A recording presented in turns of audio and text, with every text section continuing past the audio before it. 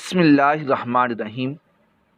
ایک بوڑھا شخص چپکے سے چھپ کے کھانے پینے میں مشغول تھا۔ قریب سے گزرتے ہوئے نوجوانوں نے پوچھا، چچا کیا آپ نے روزہ نہیں رکھا؟ بوڑھے شخص نے جواب دیا، میرا روزہ ہے، صرف پانی پیتا ہوں اور کھانا کھاتا ہوں۔ نوجوان ہنسنے لگے کہ کیسا روزہ ہے؟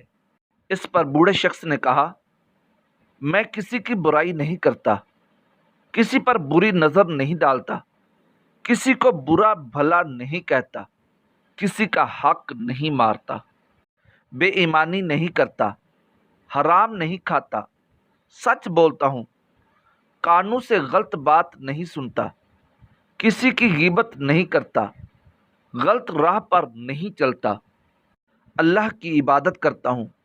صرف بیماری کی وجہ سے میں اپنے معدے کو روزے دار نہیں بنا سکا، صرف پانی پیتا ہوں اور کھانا کھاتا ہوں۔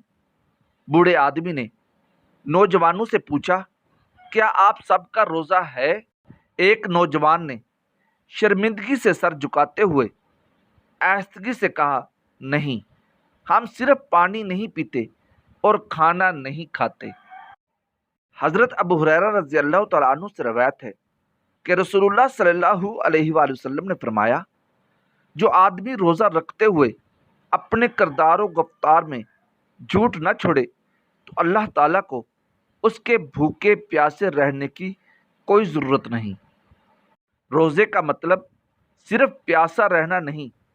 آنکھ کا روزہ حرام نہ دیکھے، کان کا روزہ حرام نہ سنے، زبان کا روزہ گالی، غیبت، چغلی نہ ہو، ہاتھ کا روزہ غلط نہ پکڑے، نہ لکھے، نہ تولے، نہ ظلم کرے، پاؤں کا روزہ غلط محفل میں نہ جائے۔